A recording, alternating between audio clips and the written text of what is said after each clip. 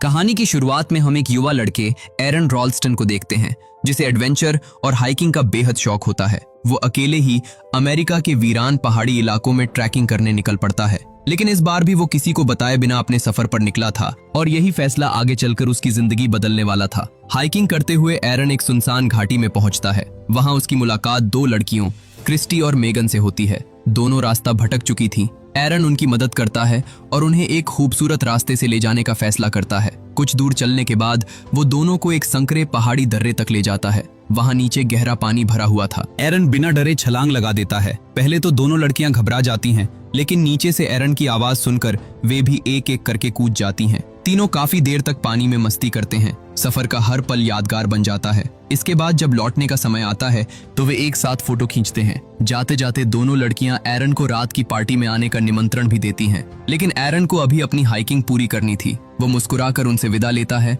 और अकेला ही आगे बढ़ जाता है। उसे बिल्कुल भी अंदाजा नहीं था कि कुछ ही मिनटों बाद उसकी जिंदगी हमेशा के लिए बदलने वाली है। अब एरन बेहद संकरे और खतरनाक पहाड़ी रास्तों से नीचे उतर रहा होता है। तभी संतुलन बनाए रखने के लिए वो एक बड़े पत्थर का सहारा लेता है, लेकिन अचानक वो पत्थर अपनी जगह से खिसक जाता है।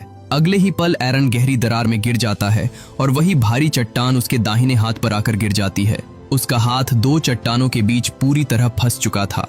वो जिंदा तो था, लेकिन अब वहां से निकल पाना लगभग नामुमकिन लग रहा था। शुरुआत में उसे ज्यादा चोट महसूस नहीं होती, इसलिए वो पूरी ताकत लगाकर अपना हाथ छुड़ाने की कोशिश करता है, लेकिन चट्टान अपनी जगह से 1 इंच भी नहीं हिलती। उसे समझ आने लगता है कि हालात बेहद गंभीर हैं। वो जोर जोर से मदद के लिए चिल्लाता है, लेकिन चारों तरफ सिर्फ वीरानी थी। वहां मीलों दूर तक कोई इंसान नहीं था। उसकी आवाज उन्हीं पहाड़ियों में गूंजकर वापस लौट आती है। कुछ देर बाद एरन अपना बैग खोलता है और उसमें रखा सारा सामान बाहर निकाल देता है। वो जानता था कि अगर उसे जिंदा बचना है तो अब उसे अपनी समझदारी और हिम्मत के भरोसे ही लड़ना होगा। उसके बैग में एक छोटा सा चाकू भी था। वो उसी चाकू से चट्टान को काटने की कोशिश करता है ताकि शायद पत्थर थोड़ा कमजोर हो जाए, लेकिन चट्टान बेहद मजबूत थी और उल्टे हाथ से काम करना भी आसान नहीं था। वो लगातार कोशिश करता रहता है। इसी दौरान चाकू उसके हाथ से फिसल कर नीचे गिर जाता है। कुछ पल के लिए उसकी उम्मीद टूट जाती है, लेकिन किसी तरह वो चाकू फिर अपनी तरफ खींच लेता है और दोबारा कोशिश शुरू कर देता है। घंटों मेहनत करने के बाद भी उसे कोई सफलता नहीं मिलती। धीरे धीरे चाकू की धार भी खत्म होने लगती है। रात हो जाती है और ठंड बढ़ने लगती है। उसे वहां फंसे कई घंटे गुजर चुके थे, लेकिन बाहर निकलने का कोई रास्ता दिखाई नहीं देता। समय बीतता जाता है। लगभग 25 घंटे गुजर जाते हैं, लेकिन उसकी हालत में कोई बदलाव नहीं आता। तभी वो अपना कैमरा निकालता है और उसमें वीडियो रिकॉर्ड करना शुरू करता है। वो कैमरे से कहता है कि उसे यहाँ फंसे हुए 2 दिन से ज्यादा हो चुके हैं। सबसे बड़ी परेशानी ये है कि किसी को भी नहीं पता कि वो कहाँ आया है। उसने घर वालों को भी नहीं बताया था और ना ही किसी दोस्त को। इसी बीच उसे ऊपर से हल्की सी आवाज सुनाई देती है। उसे लगता है कि शायद कोई वहां मौजूद है। वो पूरी ताकत से मदद के लिए चिल्लाता है, लेकिन कुछ देर बाद उसे समझ आ जाता है कि ये सिर्फ उसकी झूठी उम्मीद थी। दूसरी रात भी उसी वीराने में गुजर जाती है। अब उसके सामने सिर्फ 2 ही सवाल थे। क्या कोई उसे ढूंढने आएगा या फिर ये पहाड़ी दर्रा ही उसकी आखिरी मंजिल बनने वाला था। रात किसी तरह गुजर जाती है, लेकिन एरन की मुश्किलें कम होने का नाम नहीं लेती। अब उसे यहाँ फंसे हुए 2 दिन से ज्यादा हो चुके थे। भूख और प्यास धीरे धीरे उसके शरीर की ताकत छीनने लगी थी। फिर भी वो हार मानने को तैयार नहीं था। वो कैमरे के सामने बैठकर अपनी रिकॉर्डिंग करता है। एरन बताता है कि सबसे बड़ी गलती उसने ये की थी कि बिना किसी को बताए अकेले इस सफर पर निकल आया। अगर किसी को उसके आने की जानकारी होती तो शायद अब तक कोई उसे ढूंढने पहुंच चुका होता। कुछ देर बाद उसे ऊपर से हल्की सी आवाज सुनाई देती है। एक पल के लिए उसे लगता है कि शायद कोई इंसान वहां मौजूद है, लेकिन कुछ ही सेकंड बाद चारों तरफ फिर वही खामोशी फैल जाती है। धीरे धीरे उसका बचा हुआ खाना भी खत्म होने लगता है। वो हर निवाले को बहुत संभाल कर खाता है, क्योंकि उसे नहीं पता था कि यहाँ से बाहर निकलने में अभी कितना समय लगेगा। तीसरे दिन एरन एक नई योजना बनाता है। वो अपनी रस्सियों का इस्तेमाल करके उस भारी चट्टान को हिलाने की कोशिश करता है। वो रस्सी का फंदा बनाकर पूरी ताकत लगा देता है, लेकिन कई घंटों की मेहनत के बाद भी चट्टान अपनी जगह से बिल्कुल नहीं हिलती। जब ये कोशिश भी नाकाम हो जाती है तो उसके चेहरे पर पहली बार निराशा साफ दिखाई देने लगती है, लेकिन वो फिर भी उम्मीद का दामन नहीं छोड़ता। उधर उसके पास बचा हुआ पानी भी अब लगभग खत्म हो चुका था। आखिरकार वो आखिरी बूंद भी पी लेता है। अब उसके सामने सबसे बड़ी चुनौती प्यास थी, क्योंकि उस सुनसान घाटी में पानी मिलने की कोई उम्मीद नहीं थी। कुछ समय बाद जब उसके शरीर में पानी की कमी बढ़ जाती है तो वो मजबूरी में अपना यूरिन बोतल में जमा कर लेता है। उसे पता था कि अगर हालात और बिगड़े तो जिंदा रहने के लिए उसे यही पीना पड़ेगा। अब उसके पास करने के लिए कुछ भी नहीं बचा था। वो छोटी छोटी चीजों को ध्यान से देखने लगता है। कभी आसपास घूमते कीड़ों को देखता तो कभी उस पतली सी धूप को जो पूरे दिन में सिर्फ कुछ मिनटों के लिए उस दरार तक पहुंचती थी। इसी दौरान वो पहली बार फैसला करता है कि अगर बाहर निकलने का कोई रास्ता नहीं बचा तो उसे अपना हाथ काटना ही पड़ेगा। वो अपने हाथ को ऊपर से कसकर बांधता है और चाकू से काटने की कोशिश करता है, लेकिन उसका चाकू पूरी तरह कुंद हो चुका था। वो हाथ की ऊपरी त्वचा तक ठीक से नहीं काट पाता। कई बार कोशिश करने के बाद भी उसे सफलता नहीं मिलती और आखिरकार वो हार कर रुक जाता है। कैमरे की तरफ देखकर वो हल्की मुस्कान के साथ कहता है कि सस्ते औजार कभी मुश्किल वक्त में काम नहीं आते। ये बात मजाक जैसी जरूर लगती है, लेकिन उसके पीछे छिपी बेबसी साफ महसूस होती है। एक और दिन बीत जाता है। अब अकेलापन उसके दिमाग पर भी असर डालने लगा था। वो कभी अपने परिवार को याद करता, कभी अपने दोस्तों को, तो कभी अपनी पुरानी जिंदगी के खूबसूरत पल उसकी आंखों के सामने घूमने लगते। उसी रात अचानक मौसम बदल जाता है।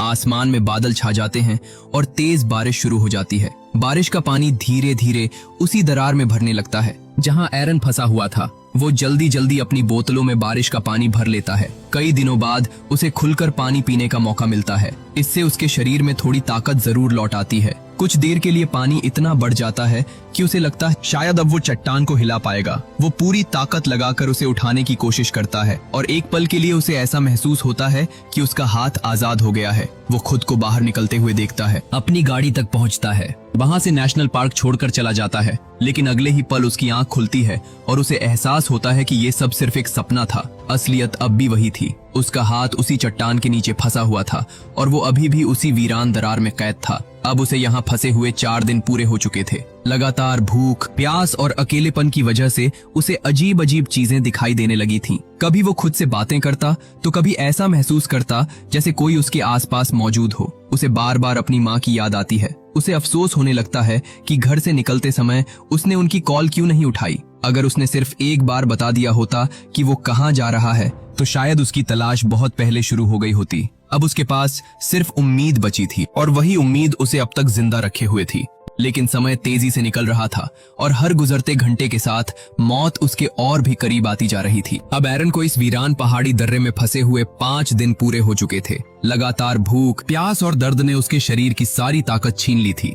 उसके शरीर में बिल्कुल ताकत नहीं बची थी और सामने पड़ी वो विशाल चट्टान उसकी हर उम्मीद को कुचल चुकी थी। एक बार फिर वो अपने हाथ पर चाकू चलाने की कोशिश करता है, लेकिन इस बार भी वो सिर्फ अपनी त्वचा तक ही पहुंच पाता है। चाकू की धार खत्म हो चुकी थी और दर्द इतना ज्यादा था कि वो आगे कुछ नहीं कर पाता। धीरे धीरे एक और रात गुजर जाती है। अब 6ठा दिन शुरू हो चुका था। एरन इतना कमजोर हो चुका था कि मुश्किल से खड़ा भी हो पा रहा था। उसे लगने लगा था कि शायद यही जगह उसकी आखिरी मंजिल बनने वाली है। उसी सोच के साथ वो चट्टान पर अपना नाम, अपनी जन्म तिथि और अपनी संभावित मौत की तारीख लिख देता है।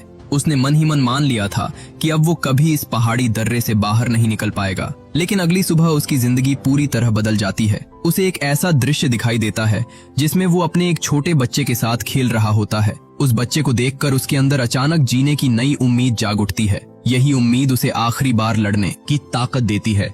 वो अपने फंसे हुए हाथ को पूरी ताकत से मोड़ता है और किसी तरह अपनी कलाई की हड्डियां तोड़ देता है। इसके बाद वह अपने चाकू से धीरे धीरे अपने हाथ को शरीर से अलग करना शुरू करता है। ये फैसला उसकी जिंदगी का सबसे दर्दनाक फैसला था, लेकिन उसके पास अब दूसरा कोई रास्ता भी नहीं बचा था। आखिरकार अपना हाथ काटने के बाद वो खुद को उस भारी चट्टान की कैद से आजाद कर लेता है। वो बाहर निकलने से पहले अपने फंसे हुए हाथ की एक तस्वीर भी खींचता है। फिर लड़खड़ाते कदमों से उस पहाड़ी दर्रे से बाहर निकलना शुरू करता है। बाहर निकलते ही उसे बारिश का जमा हुआ पानी दिखाई देता है। पिछले कई दिनों से ठीक से पानी न मिलने की वजह से वो भरपेट पानी पीता है। इतने दिनों बाद उसके शरीर को थोड़ी राहत महसूस होती है। आगे बढ़ते हुए उसकी नजर आसमान में उड़ते उसी पक्षी पर पड़ती है जिसे वो कई दिनों से उस दर्रे के अंदर से देखा करता था। आज पहली बार वो खुद भी खुली हवा में था, लेकिन उसकी मंजिल अभी भी बहुत दूर थी। वो दर्द और कमजोरी के बावजूद लगातार चलता रहता है। तभी रास्ते में उसे एक परिवार दिखाई देता है जो वहाँ घूमने आया होता है। एरन पूरी ताकत से उन्हें आवाज देता है। परिवार तुरंत उसकी हालत समझ जाता है और बिना देर किए मदद के लिए सूचना देता है। कुछ ही समय बाद वहां एक रेस्क्यू हेलीकॉप्टर पहुंच जाता है और एरन को अस्पताल ले जाया जाता है। समय के साथ एरन पूरी तरह ठीक हो जाता है। आगे चलकर उसकी मुलाकात जेसिका नाम की लड़की से होती है। दोनों शादी करते हैं और कुछ साल बाद उनके घर एक बेटे का जन्म होता है। उस घटना के बाद एरन की जिंदगी पूरी तरह बदल जाती है, लेकिन उसने एक बात हमेशा के लिए सीख ली थी। अब वो जब भी किसी एडवेंचर पर जाता है तो सबसे पहले अपने परिवार और दोस्तों को ये जरूर बताता है कि वो कहाँ जा रहा है। फिल्म के आखिर में बताया जाता है कि ये पूरी कहानी एक सच्ची घटना पर आधारित है। एरन लगभग 127 घंटे यानी करीब 6 दिन तक उस विशाल चट्टान के नीचे फंसा रहा, जिस पत्थर ने उसका हाथ दबा रखा था। उसका वजन लगभग 360 किलो था। उसके पास पीने के लिए सिर्फ लगभग 350 मिलीलीटर पानी और खाने के लिए थोड़ा सा सामान था। फिर भी उसने आखिरी सांस तक हिम्मत नहीं हारी। यही वजह थी कि वो इतने दिनों तक जिंदा रह सका। बाद में अपने एक इंटरव्यू में एरन ने बताया कि अगर उसने पहले ही दिन अपना हाथ काटने की कोशिश की होती तो शायद ज्यादा खून बहने की वजह से उसकी मौत हो जाती, और अगर वो आखिरी दिन भी ये फैसला न लेता तो वो हमेशा के लिए उसी पहाड़ी दर्रे में फंस कर रह जाता। ये घटना 26 अप्रैल 2003 को हुई थी। इसी सच्ची घटना पर साल 2010 में 127 आवर्स नाम की फिल्म बनाई गई, जिसे पूरी दुनिया में काफी पसंद किया गया। ये कहानी हमें सिखाती है कि इंसान की सबसे बड़ी ताकत उसका शरीर नहीं बल्कि उसका हौसला होता है। जब तक उम्मीद जिंदा रहती है तब तक सबसे नामुमकिन लगने वाली लड़ाई भी जीती जा सकती है। अगर आपको ये मूवी एक्सप्लेनेशन पसंद आया हो तो वीडियो को एक लाइक जरूर करें, अपने दोस्तों के साथ इसे शेयर करें, और अगर आप ऐसी ही सच्ची घटनाओं पर आधारित शानदार मूवी एक्सप्लेनेशन हिंदी में देखना चाहते हैं तो चैनल को सब्सक्राइब करके बेल आइकन जरूर दबाएं। साथ ही कमेंट करके बताइए कि अगली बार आप किस मूवी की कहानी सुनना चाहते हैं। मिलते हैं अगली वीडियो में, तब तक के लिए धन्यवाद।